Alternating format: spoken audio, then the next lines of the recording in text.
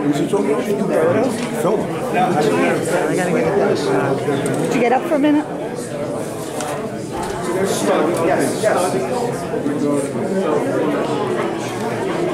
Ladies and gentlemen, if you would all mind taking your seats so we can proceed with our calendar.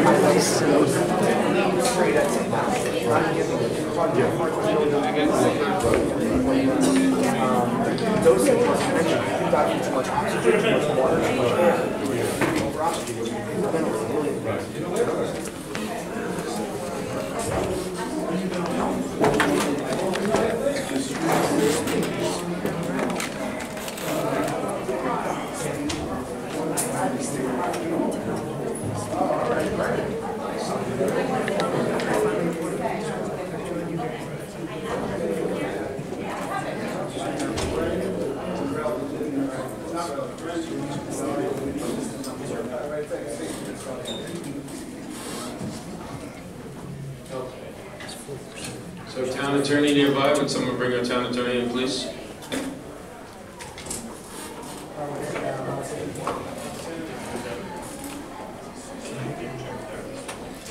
Going to ask the town clerk to untable a previously tabled resolution 294.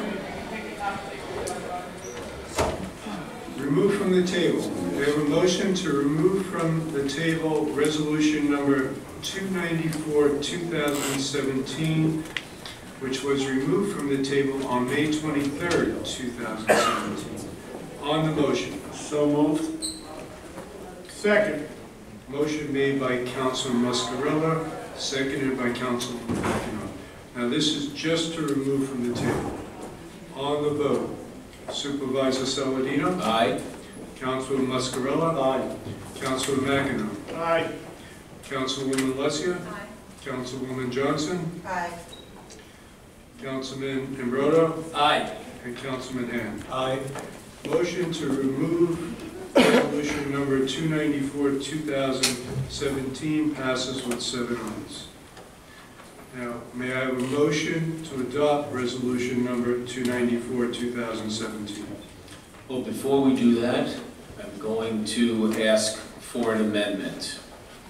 Due to recent information received from my staff today, I propose to amend Resolution 294 to be amended to limiting payment for the services already rendered from vendors from January 1st, 2017 into this day, June 20th, 2017, and that total payment for both vendors will not exceed $19,625 in total of all. Of the $19,625, only $17,000 is the additional encumbrance being proposed to be authorized tonight. And I am proposing, directing the town to discontinue the funding of these services from these vendors as we change to provide services at the farm at Oyster Bay to in-house town employees in furtherance of cost savings in the town of Oyster Bay. I'll move that motion. I'll second that motion. Would you take a vote? We have speakers on this one. We do have speakers, okay. In the meantime, I am directing the town attorney to prepare this amended resolution. Okay. We'll take a few minutes for the question. The first speaker is on 294, Kevin McKenna.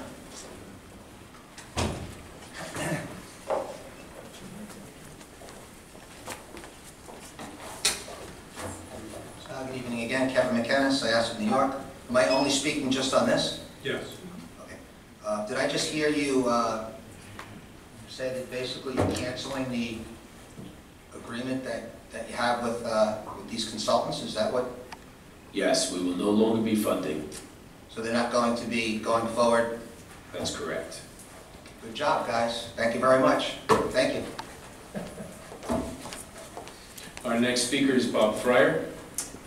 Not necessary, thank you. Okay. And I believe lastly, Robert Redd.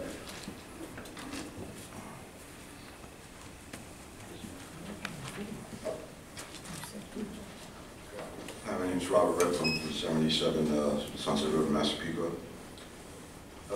Congratulations on taking action on this. It's long overdue. I'd like to know if, I asked a while back, and I never got an answer on it, but the not-for-profit that was set up, the farm at Oyster Bay, I'd like to know if that's going to be, if that was, my questions were never answered, whether or not that was actually instigated by Linda Mondello in her capacities as the historical preservation consultant, but I'd like to know if that not-for-profit is still in existence, and if it is, if it's going to be terminated, if the town has anything to do with it. Our town attorney is currently in the process of preparing this amended resolution. When he comes back, we'll ask him. Thank you very much. Are there any other speakers on this item? No. Being no speakers, we will wait for our amended resolution and then we'll take a vote.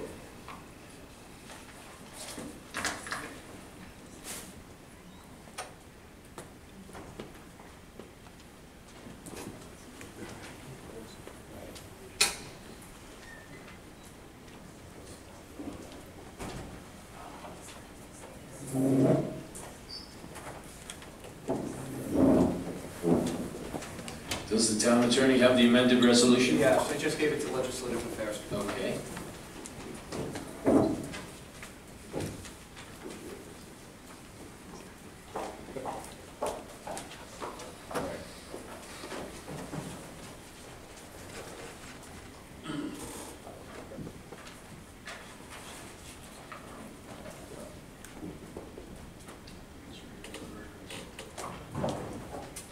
Whereas the town board adopted resolution number 83, 2016 on February 23, 2016, authorizing the supervisor to enter into contracts for historical preservation and special events consulting services under contract number PWC 005-16, effective March 1st, 2016 to December 31st, 2018, and whereas resolution number 83, 2016 stated that the amount of the two contracts to provide the required services were to be in the amount not to exceed $75,000, and whereas Joseph G. Pinto, Commissioner, Department of Parks, by memorandum dated May 19, 2017, has advised that the intention of the parties was that the maximum expenditure of the town for services to be performed under contract number PWC 005-16 would be $75,000 per year total between the two consultants, and whereas Linda Mondello has performed services under contract number PWC 005-16 since January 1st, 2017, and whereas PR Inc. has performed services under contract number PWC 005-16 since January 1st, 2017. Now therefore it be resolved that the Office of the Controller is hereby authorized to encumber the sum of $17,000 and directed to make payments to Linda E. Mondello and to PR Inc. for consultant services rendered under contract number PWC 005-16 for the calendar year 2017, and an amount not to exceed $19,625 upon presentation of duly certified claims after audit, and it be further resolved that the Office of the Controller is hereby authorized and directed to make payments for said services under contract number PWC 005-16 from account number PKSA 711044900000000, and be it further resolved that no further consulting services shall be performed under contract PWC 005-16 unless specifically authorized by the town board. If there are no other speakers, is there any correspondence? No, motion was made by Councilman Muscarella, seconded by Councilman McEnroe. On the vote, Supervisor Saladino, Aye. Councilman Muscarella. Aye. Councilman Mackinnon. Aye. Councilwoman Alessia. Vote aye. Councilwoman Johnson. Aye. Councilman Imroto. Aye. And Councilman Han. Aye. Motion to adopt Resolution 294, 2017 passes with 7 ayes. I'd like to comment. As we continue to review personal service contracts within the town of Oyster Bay, as well as all lines of our budget, we have concluded that it is time to eliminate some of these particular contracts. As of tonight, we will no longer be funding these contracts, and any ongoing programs will continue to run with existing town personnel. We will be revisiting how all programming is done at this facility, and will continue to look at the most efficient and cost-effective ways to provide positive and enriching services to our residents.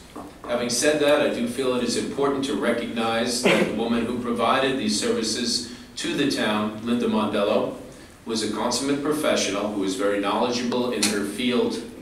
We have been very fortunate to have the beneficiaries of her expertise and assistance in creating many of the positive programs offered at the farm today, and we thank her.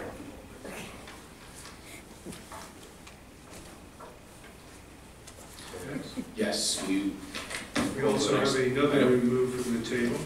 We have a motion to remove from the table Resolution 237, which was tabled on May 9th, 2017. On the motion. So moved. Second. Motion made by Councilman Muscarella, seconded by Councilman Mackinnon. On the vote, Supervisor Saladino. aye? Councilman Muscarella. Aye. Councilman Mackinnon. Aye. Councilwoman Alessia. Aye. Councilwoman Johnson. Aye. Councilman Imroto. Aye. And Councilman Han. Aye. Motion to remove from the table passes with 7 ayes. Now we also have a speaker on 237, but let me get the motions. We have a motion to adopt resolution number 237. On the motion? So moved. Second. Okay. We have a speaker on 237. I am looking through the slips right now on that. Is the speaker on motion 237 in the room? Mr. McKenna.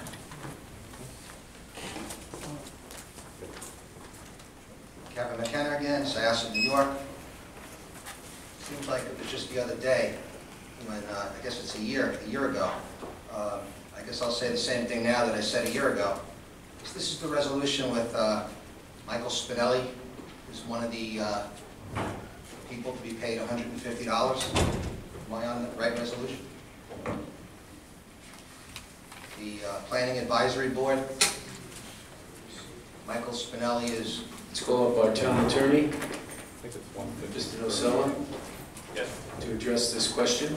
My statement is that I strongly suggest that because Michael Spinelli is a paid contractor for the town of Oyster Bay, I don't think that it's ethically appropriate for him to be paid $150 on this resolution. And to my recollection, a year ago you guys had agreed with me a year ago. Thank you. Well, Mr. Supervisor, Town Board, I'm not familiar with what happened a year ago, but I do believe this matter was vetted and it was concluded that there is no conflict. Thank you.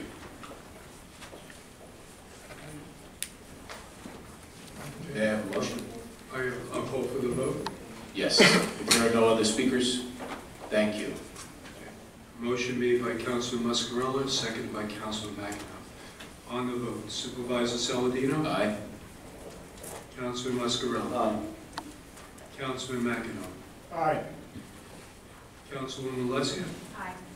Councilwoman Johnson. Aye. Councilman Imroto. Aye. Councilman Han. Aye. Motion to adopt resolution number 237, 2017 passes with 7 ayes. We have a motion to table resolution P-16-17. On the motion. So moved. Second. Motion made by Councilman Muscarella, seconded by Councilman McEnroe. On the vote, Supervisor Saladino? Aye. Councilman Muscarella? Aye. Councilman McEnroe? Aye. Councilwoman Alessia? Councilwoman Johnson? Aye. Councilman Ambrodo? Aye. And Councilman Hand. Aye. Motion to table Resolution P-16, 2017 passes with 7 ayes.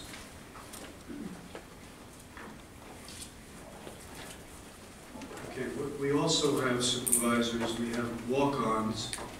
So I'm going to ask to have the rules suspended to add a walk-on so we can add it to the regular action calendar so everyone can speak at once. Thank you. We have a motion to suspend the rules and add the following walk-on resolutions number 371 through C-373, 2017. So moved. Mr. Clerk, walk-on 373 is not in the calendar. You want to read it off for me? Yes, I could read that. Please. Find it first. There's a copy of it right here if you need it. Okay. Thank you.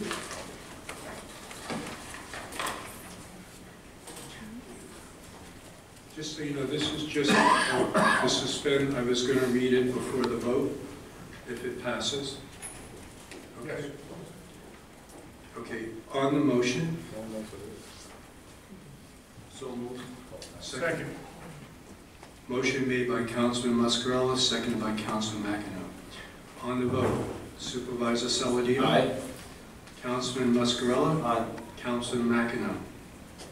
Aye. Councilwoman Alessia? Aye. Councilwoman Johnson? Aye. Councilman Ambrodo? Aye. And Councilman Hand. Aye. Motion to suspend the rules and add resolutions number 371 through 373, 2017, passes with 7 ayes. Now I'd like to read 373, 2017 into the record.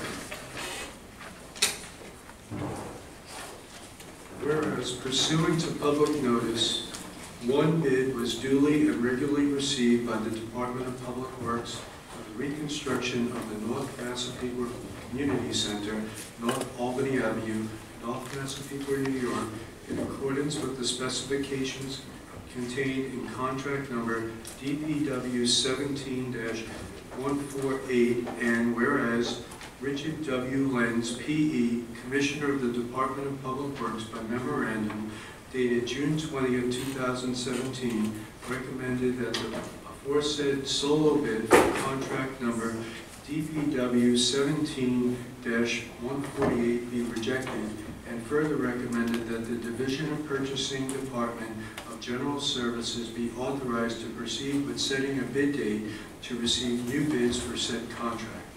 Now therefore it be resolved that upon the recommendation as here and above set forth, the sole bid received in connection with contract number DPW 17-48 is hereby rejected, and that the Division of Purchasing Department of General Services is hereby authorized to proceed with the said bid date for receiving bids for the aforementioned contract.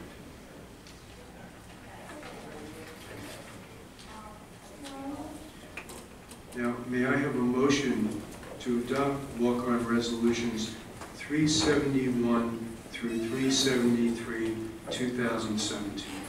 So moved. Second. Motion made by Councilman Muscarella, second by Councilman McEnroe. Supervisor, I think you may have some speakers on these items here. I believe Mr. McKenna is our first speaker.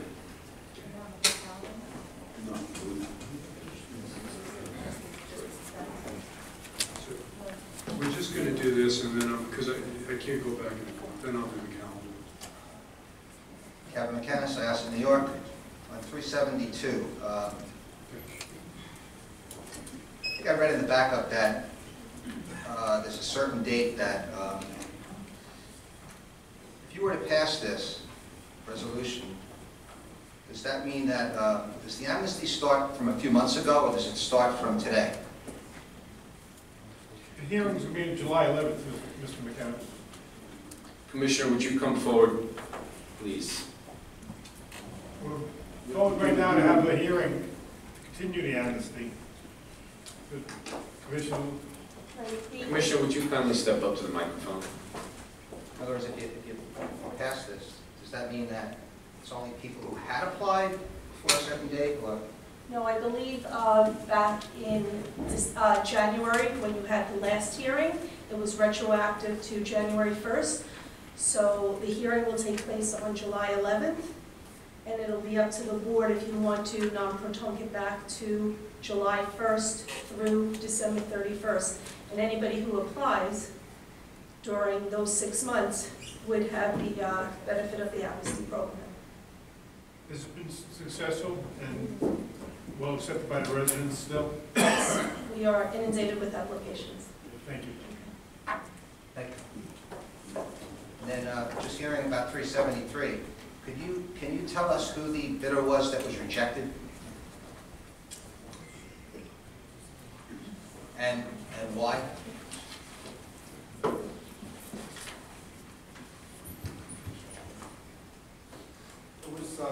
It was built well. Commissioner, please come up to the microphone. Yeah, I'm sorry, I was yelling from the back. It's built well, construction company, and I just felt the bids were too high. And as I say, it was only one bid, so I felt it was best to rebid. We're going to repackage and rebid. Commissioner, the insurance company gave us how much money? $850,000. And the bid that came in? 1.2 million. So that was the main reason. Thank you. Bob Fryer.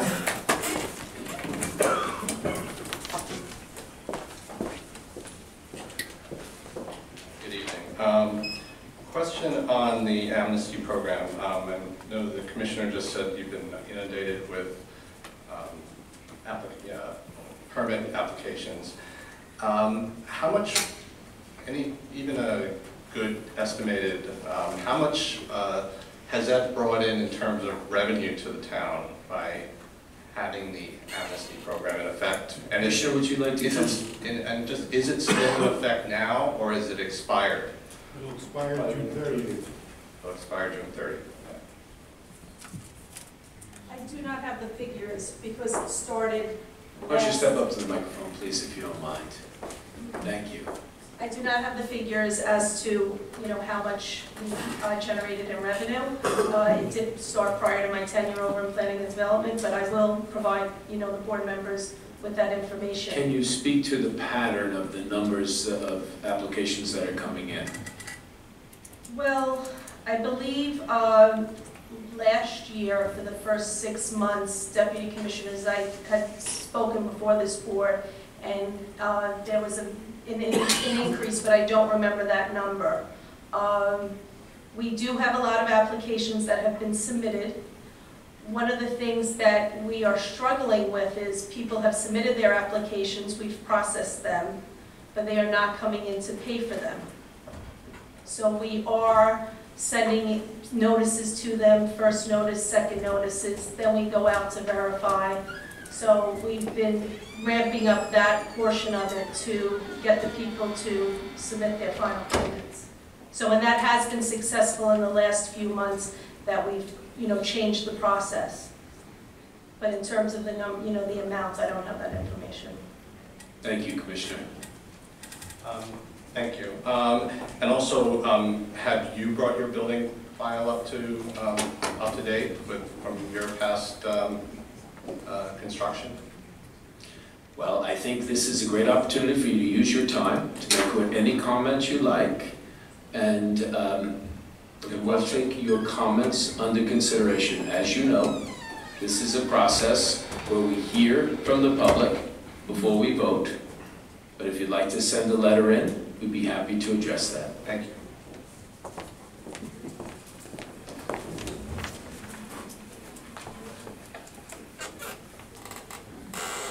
Are there any other speakers on this? Call for a vote. Yes. Motion was made by Councilman Muscarella, seconded by Councilman McEnroe. On the vote, Supervisor Saladino? Aye. Councilman Muscarella? Aye. Councilman McEnroe? Aye on 371 and 372, I'm going to have to abstain on 373.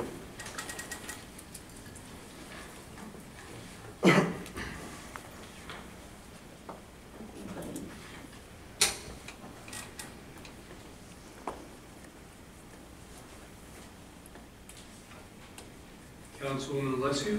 Aye. Councilwoman Johnson? Aye. Councilman Rowe? Aye. And Councilman Hand? Aye. 371 and 372 pass with 7 ayes. 373 passes with 6 ayes and 1 abstention. Now we're going to go to the regular action calendar. May I have a motion to adopt resolutions number P15-17 through 370B-17, noting that P16-17 has already been tabled. On the motion. So moved. Second. Motion made by Councilman Muscarella, seconded by Councilman McEnroe. Supervisor, you have a lot of speakers, so. We have 3 speakers on this information. Yeah. Okay. Fryer?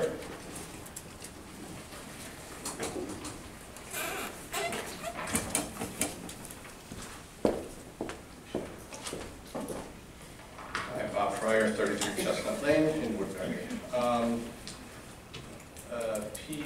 P15-17, I'd ask after the vote if you could please announce who is moving on the salary scale and how much, salary changes, etc.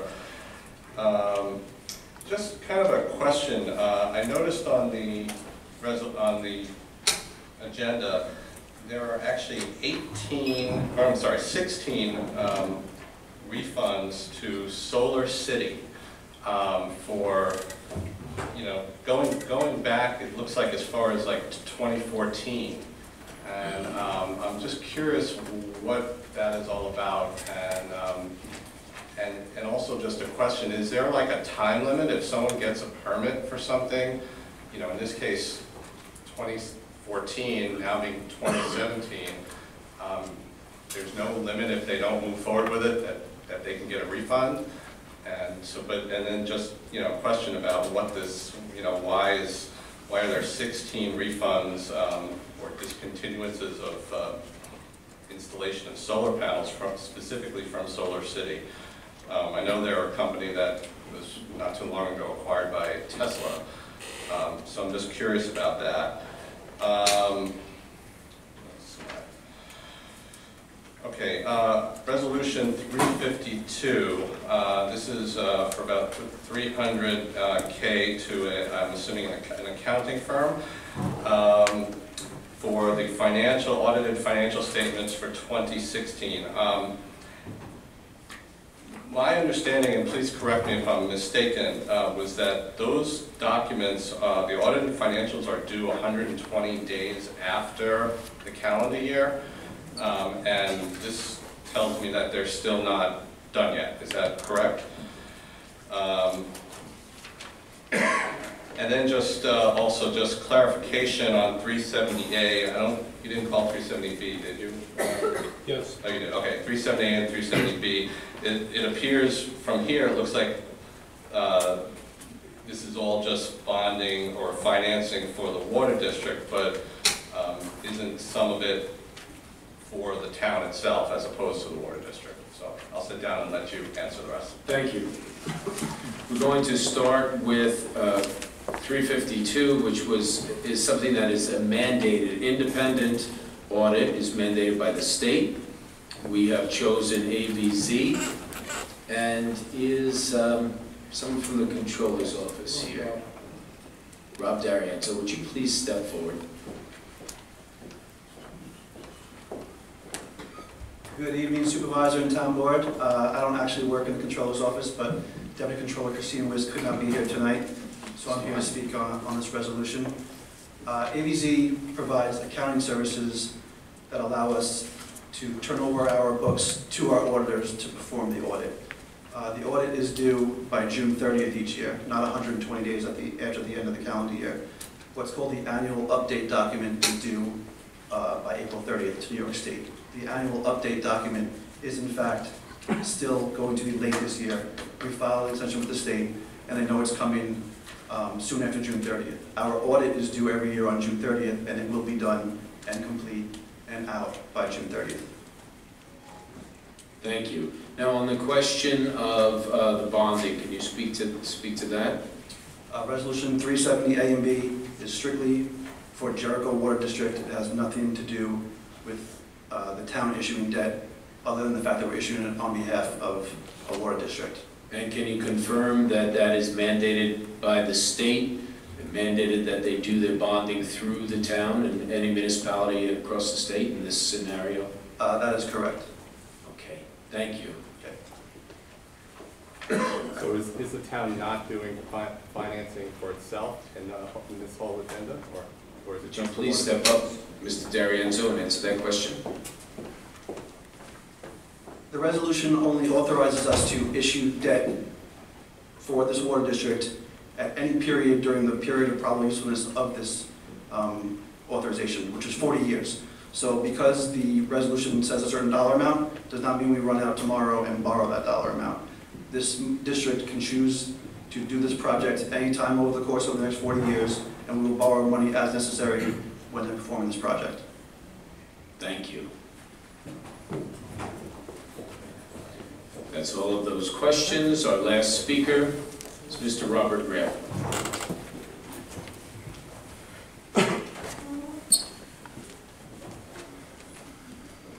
Hello, my name is Robert Ripp, 77 Sunset Road, Massapequa, New York. I just want to bring your attention, you never answered my question on 294-217 about the not-for-profit, the farm in Oyster Bay. And I'm just curious, a couple of things, Mr. D'Arienzo, I'm sure I'm not pronouncing his name correctly. But do we have a comptroller in the town of Oyster Bay right now? I'll ask our town attorney to step forward, please.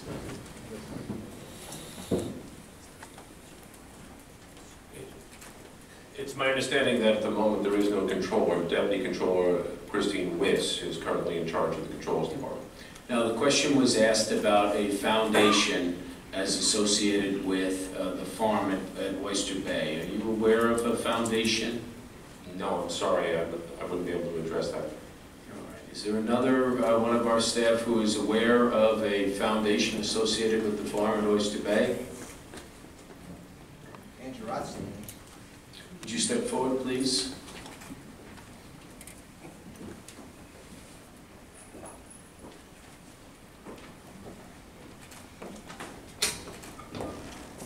There was a foundation that was set up, a 501c3 not-for-profit set up through the farm. I don't know to this point if it's been used or it's been utilized at any point in time. We can certainly check in and get back to Mr. Ripp with that question. Thank you. Much appreciated. I'm sorry, Mr. Rossi. Was that set up by Ms. Mondello independently, or was that set up by the town of Oyster Bay? I'll check into it for you and I'll let you know. Thank you very much. My pleasure. Just to move on to Resolution 368, please. This resolution reads that Joe Pinto, the Commissioner, Department of Parks, is requesting that the board authorize that you reduce senior Monday through Friday, including holidays rate at the Joseph J. Saldino Memorial Marina for vessels 31 feet and longer from $20 a day to $12.50 a day. And I'm sorry, I can't help laughing about this, but first of all, I'm not really sure how old you have to be a senior in the town, but what this is saying is if you own a boat 31 feet or longer, and I imagine you're going to use the mooring and the dockage at this marina, they're going to pay like almost half as much as everyone else. And I mean, if you have a 31-foot boat, it costs you more than $20 to turn the key on it. It's just ridiculous that, what about everybody that has a boat smaller than 31 feet? They have to pay full boat? This resolution almost screams, who knows somebody with a 31-foot boat that keeps it in this marina? All right. In Resolution 341, there's a couple of things about this I'm concerned with. the town, it looks like we're gonna get an increase in the community development block grant, disaster recovery funding of $9,945,814.50. And there's a couple of things with this resolution that I'm concerned about. One is the federal,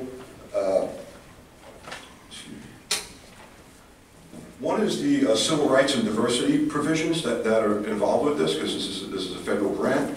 And in the backup, there was some specific requirements listed. For instance, dividing total requirements when economically feasible into smaller tasks or quantities to permit maximum participation by small minority businesses and women's businesses and enterprises. Basically what the federal government's saying is that if we accept this grant, there's very stringent requirements placing small and minority business and women's business enterprises at the top of the list to do this work. So I'm just hopeful that we maintain this so we don't wind up in any more federal lawsuits. What also brings my attention to this resolution is the $4 million that's being allocated for the street lighting.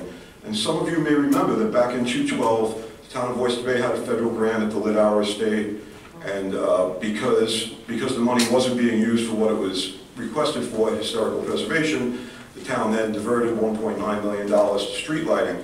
And what I want to bring to your attention is Newsday did a story on January 12th, and when we initially did the street lighting, according to the town records, we did about half of the street lights. It cost us $1.9 million, and the town reported to Newsday on January 14th of this year that we averaged approximately $83,000 per year in savings.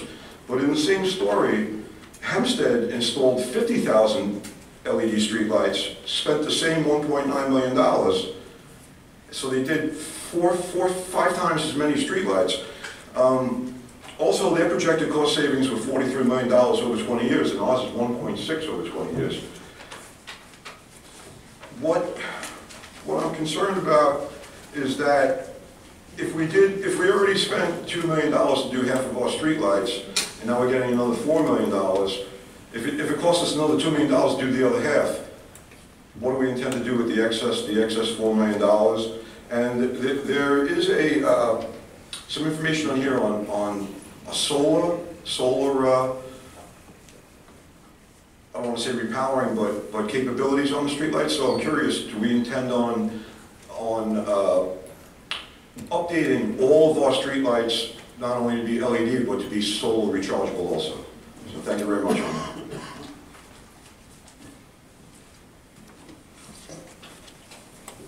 I don't have any other slips. Is there another speaker? Mr. McKenna, I believe you went already. Yeah, that was on each individual. Yes, sir.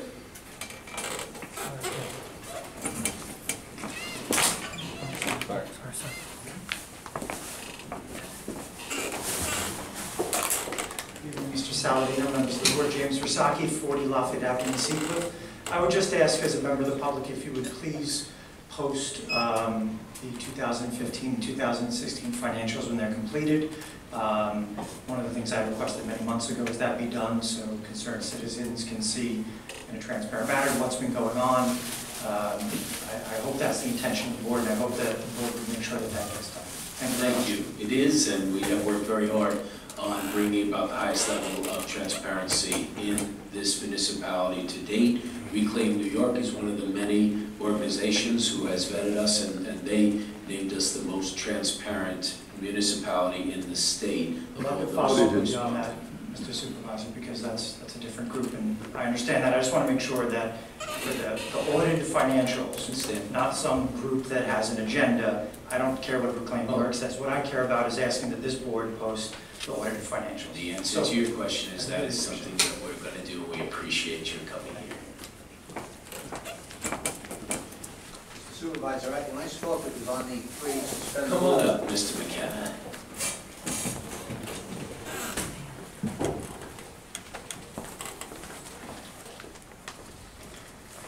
Thank you. Kevin McKenna again, Syosset, New York.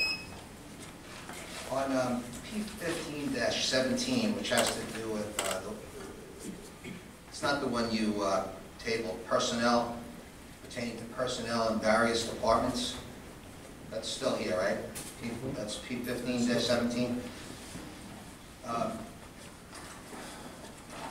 What I want to ask or bring to your attention is,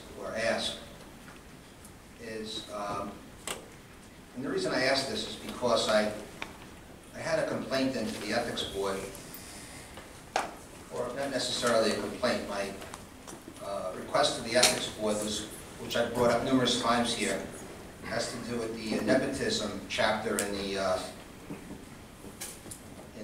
ethics policy. And as it relates to this resolution,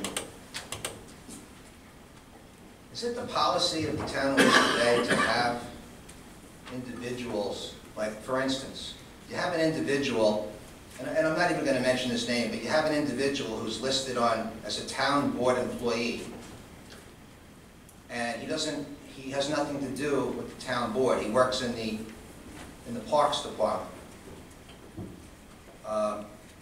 My question is are you trying to, is that okay?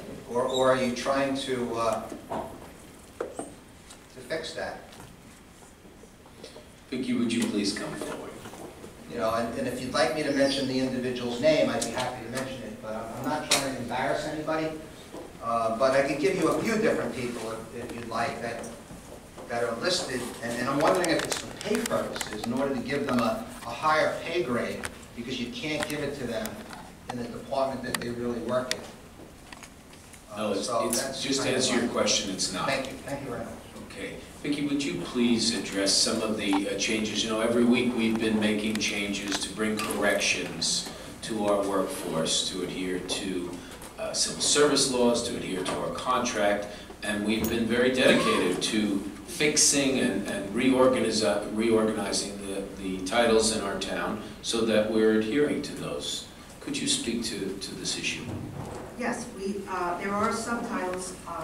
There are assistants to the town supervisor. There are assistants to the town board who have been utilized in other departments. Most of them have been in these places, if they've been here for a while, for a period of time. So they work with there to review procedures that are going on in other places and to report back to the supervisor typically. It's nothing uncommon. They're assistants to either the board or the supervisor. They can be utilized anywhere, basically for research and for trying to figure out if we're trying to rearrange something, if we're trying to fix something, if we're researching something, that these people can lead that to better suit for the supervisor. I'm not exactly saying it very well, but. Okay. Thank you. Hang on a second. Certainly. Vicki, we up here, I noticed we have item numbers, we have two 133s. Yes, that was One's good. supposed to be 131. Yes, when I come up later, I recommend that. Thank you. Thank you. Is there anything else? Yeah, if anybody here is interested in making sure that the individual or individuals that I'm talking about, maybe you're not even aware of the situation. Maybe it's something that's within the department that maybe you all are not aware of somebody who is being paid in the wrong department when they clearly work in purchasing. And I have a couple others as well. So if you'd like to speak to me privately, I'd be happy to do that. Why don't you step up to the podium, please? I'm assuming, and correct me if I'm wrong, that you are referring to the end deletes that are being presented here, whether it's now or previous ones that you may have looked at. Is that fair enough? I'm not referring to, I don't know what you have here. Okay. Well, I haven't seen the back of it. Well, this is for today. This is something different. But It's if just you're it's on the referring same to, topic, that's all. if when you're looking at the add and delete sheets that you all have that are the backup for these resolutions, that is not the action that is being taken for these individuals. So you may see an add and delete on one line for a slot number. That doesn't necessarily mean that the person that we're doing for the add was the person on the delete. So while the person may have been in the Parks Department, we may have been transferring funds, we may be changing titles, but it may not be the same person on the ad and on the lead. It's not the action for the appointment that's being taken there. It's just creating the budget slot. And can you tell us the reason for an action like that? Well, because when we make these changes, or when we're either giving someone a promotion or moving people, or changing a title, a grade, grading step, or salary on any line, it's a budget item. And because the town board approves the budget, we have to request from the board that we can make changes to those items. The individuals and staff are not part of the budget. It's the slots, the titles, the salaries, and the grades, and that's all. So that's, the add and delete is strictly to make corrections to our budget. I'm requesting you to make that changes. Did you have a question? Okay. Are you referring to that if a person's paid under the Parks Department and is now in another department like Highway? Is that what you're referring to? No, what I'm Is that a referring to title? is somebody who is listed and paid under a town board slot that works in purchasing in the Parks, purchasing in the Parks Department. And I'm trying to be, I'm trying to not, I'm trying not to be negative. I can give you a few people that maybe, because in the past, favors were done to people who knew people, and they're paid here, but they really work over here. And I just want to make sure that, I see some changes happening. Positive changes. And I know it takes time, and you might not be aware. I know certain people are aware of this, because I've spoken to people in the department about it. But I don't know that you guys are aware of it. And I have actually tried to reach you a couple times. I would be happy to speak to you directly on the phone and give you this information. And if you choose to respond, maybe you're not aware of it. Well, if there's, in the process that we've been going through, you've been getting massive add deletes for the last few meetings. And we have been trying to rectify a lot of situations that have been problematic. We have had record retirements in the town over the last 4 or 5 years. A lot of the time we weren't replacing people. So departments, to get the jobs done, have shifted people around. We're now trying to fix that. We're working with civil service to reorganize several departments so that we can better utilize the people in the proper positions that they're supposed to be. We've been doing that with the people we have so far and what we can do, and the rest is takes a little bit more time, because now it's a little more of a process. In an effort to bring more clarity to the residents, in the case of tonight's meeting, we have a little over 2.5 pages of changes. And we have a little bit of an unusual situation with sanitation and sort. Can you talk to us about the purpose for these changes so that everyone will understand what's going on? I'm going to sit down. Thank you very much. I'm going to try to reach you. Okay, I'll give you. Thank you, Mr. McKenna. Okay. The add and delete, the majority of what's on the add and delete for tonight is we are working to restructure the sanitation and sort divisions. Civil service, going back a ways, eliminated one of the titles. They eliminated the recycling titles. To that end, now we move forward to move them into the same department so that we can kind of get rid of some of the redundancy. But what this is creating these slots for the recycling workers in the division of sanitation, in the Department of Sanitation. So we're moving recycling workers who are a grade 14, who have driving titles and CDLs, to sanitation worker 2s, which is the equivalent sanitation title. So there is no change in salary, there is no change other than the title and the department they're being paid for. So we're making these changes to correct our situation with civil service, Well, to probably align the the biggest problem is, well, not the problem, the biggest situation right now is that's part of our union contract. is the consolidation of these two divisions. And that's something that we need to get going on, because we need to get that ready for the contract. And for the purposes of informing the public, when we see these changes, do they represent a raise, or these people get the same amount of salary? The recycling workers and the sanitation workers, there is no change in salaries.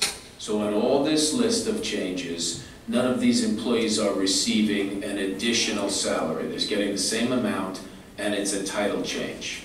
Yes, not on recycling. There are just a couple of other ones. There's a title in P&D. Again, there is no change in title. There's no change in salary. He's just getting a change in title. And things of that nature. And in my office, there is someone where there is a change in salary. Yes, sir. And talk to us about that difference in salary. Yes, absolutely. It's actually secretary to the supervisor. Previous employee has retired. She was making a salary at the time of $112,304. But the title was, when she left, it was a legal secretary 3. So I had to correct the title back to secretary to the supervisor, and the salary is being reduced, that budget line is being reduced to $78,000. Being reduced by $34,000. Thank you very much. Are there any other speakers? No. Any correspondence? No, I'll call for the vote. Thank you. Motion was made by Councilman Muscarella, seconded by Councilman McEnroe. On the vote, Supervisor Saladino? Aye. Councilman Muscarella? Aye. Councilman McEnroe? Okay, on P15, I'm going to just make it easier. I on all except 130, item 134 and 130. Wait, aye? Excuse me, 135 and 136 I am no on. Hold on, 130. 5 and 136 I am no on. I am aye on all the rest on P15-16. P15-16, 16 was tabled. I'm sorry, P15-17. Right. I am no on 135 and 136. On 335. Item numbers. Oh, I don't have that. Okay. I don't have that. All right.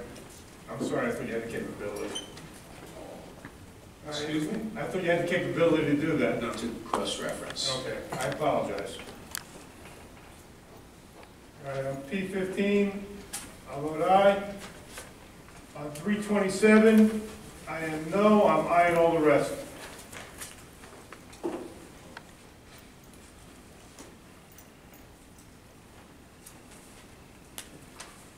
Councilwoman Alessio? Aye. Councilwoman Johnson? Aye. Councilman Abreu? Aye. Councilman Ham? Aye.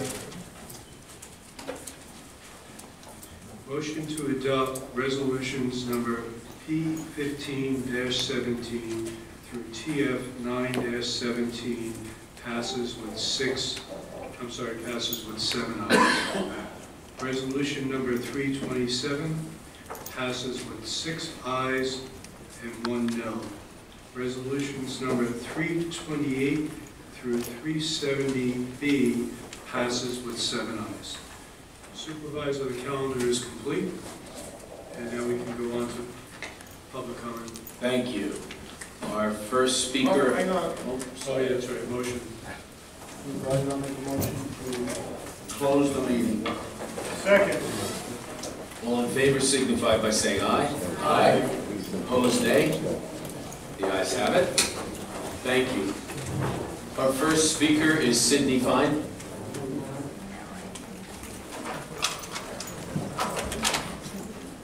Ryan Coyne.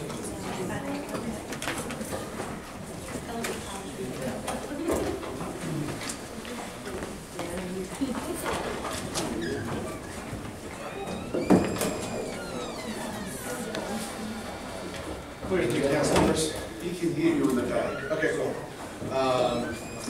Thank you for allowing me to publicly comment. I'm commenting specifically about downtown Hicksville redevelopment. I'm a resident of Hicksville for 8 years. I run 3 small businesses focused on technology and serve on the board of several others, in addition to a public speaking career about technology. I've been trying to attract other small business owners and employees of mine to the town of Hicksville since before it was cool with Chick-fil-A and motorized seats at the Hicksville movie theater and a million other things that makes Hicksville an amazing place for us to live. My wife and I, we knew each other for 3 months when we found out we were having a baby, and we made the best lemonade stand that I think Nassau County has to offer and live a very peaceful life on Twin Lawns Avenue. My son enjoys the rainbow of personalities and families that are on our block. We have incredible vendors and shopping all around us. The town has become an amazing place, and I've witnessed it from the moment that I moved into my house until 6 months later when the 7-Eleven opened at the end of my block. It was like the greatest day of my life. So I would like to endorse anything about the Hicksville downtown redevelopments and residential housing projects, because more people will come here and I will have an easier time of talking them into joining me as I do my part in making Hicksville a bastion of business and technology and wonder. So that's it. Thank you. Thank you very much.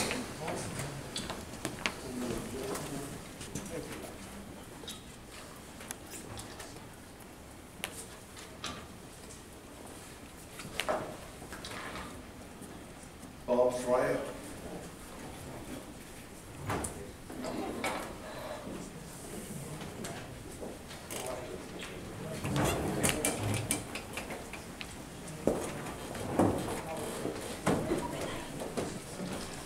Should we wait for Mr. Saladino to return? It's up to you, but he can hear you in the back. I mean, Nobody can respond. Okay, Mike, I have a first question. I have a comment or question, but I have not seen certified 2015 financials. Are those complete? I'll get you a response. Well, are they complete 2015?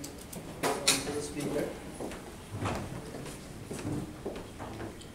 Yes, our 2015 audit was completed in January of this year. Is it posted on the town's website? Not at this time, no. We'll get you a copy. Thank you. Mr. McKenna recently posted, I think it was around 165 cars, roughly? Bob, this is public comment. When you come in front and you speak. Okay, I'm commenting on it. You just comment and everything, feel free. You got 5 minutes, whatever. Sure. I saw that there were quite a number, 165 cars to town employees. And, you know, I could understand, obviously, people that might be in code enforcement or public safety and things like that. But, for example, I believe I read Mr. Stefanich, just as an example, has a car. I'm curious why the receiver of taxes has a car in the town of Oyster Bay that we all pay for. Amongst many others, you know, I even see families on that list with two people in the same family that have 2 cars that we pay for. So I'd love, you know, at some point down the road, the town to address that to the public and explain why that is happening. Thank you. All right, thanks, Bob.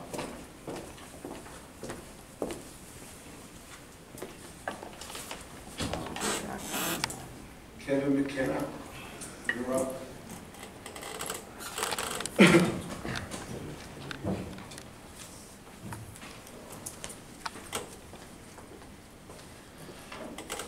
Kevin McKenna, Syosset, New York. I want to first talk about the Hicksville garage.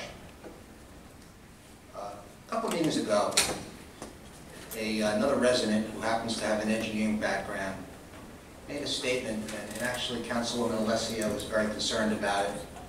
And it had to do with the fact that water was getting into the electrical system at the garage, and he was concerned about the fact that people could get electrocuted. And I read in Newsday a couple days ago that, in fact, Mr. Corrin stated, unless Newsday printed it incorrectly, has gone to that, that, in fact, that's the case. And I would like to know, if that is the case, is the garage still, I don't even know, is the garage still operating? Yeah. Yes. How could we be sure that somebody can't get electrocuted when it's raining out? If in fact, the deputy town supervisor stated to Newsday that that's the case. I don't know, I don't want to use my time up to wait for an answer, but I think that that's something that, from a liability standpoint, you should be concerned about.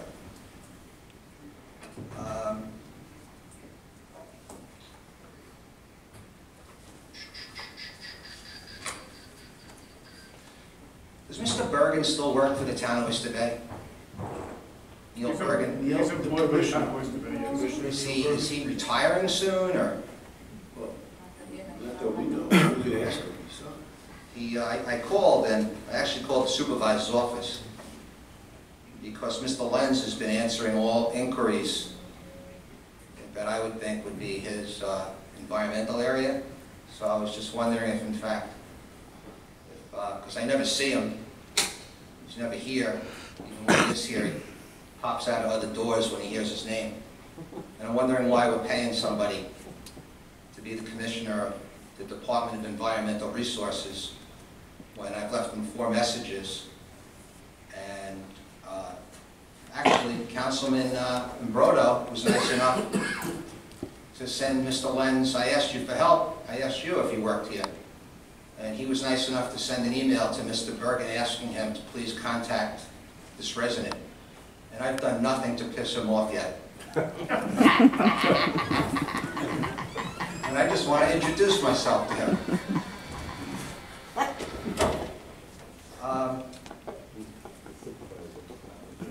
I'm going to leave it at that today. Thank you very much. Thank you, Mr. McKenna. Robin Rip? Can the supervisor be here for this? All I know, he's back with Newsday or 10 Hi, my name is Robert Rep, 77 Sunset Road. A couple of concerns. My first concern is I believe Mr. Saladino should have the wherewithal to face the public during public comments. It's very rude for him to leave. People waited here for hours, I don't even know what time it is. I'm also concerned of actually, I wanted to ask everyone, I hope the board members got a chance to read Judge Brown's decision in Index 1834. If you read that and you consider that I lost that action, I don't know what to say to you.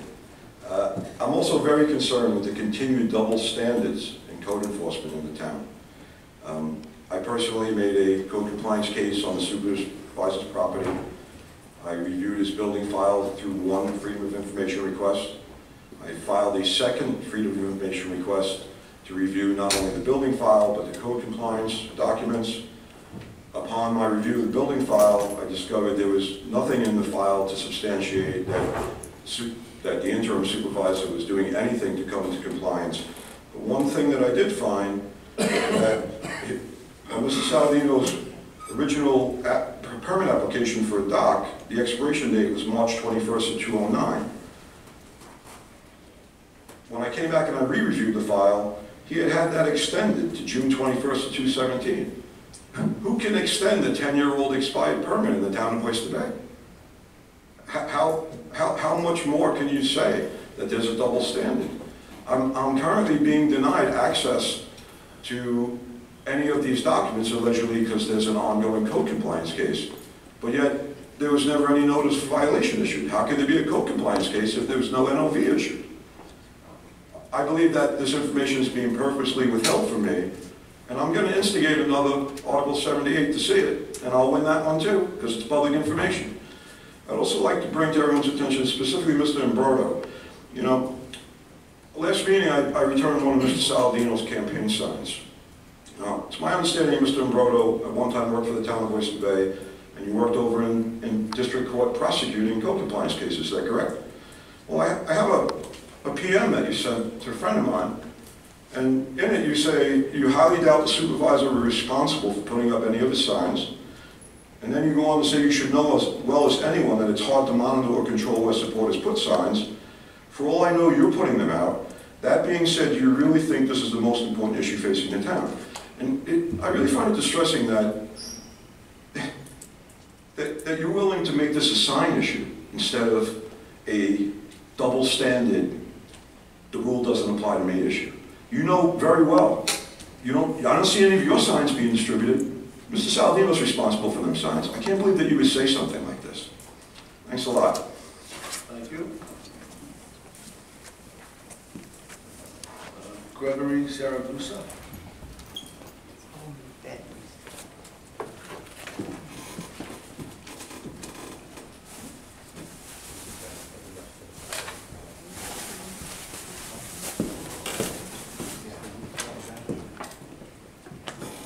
Good evening.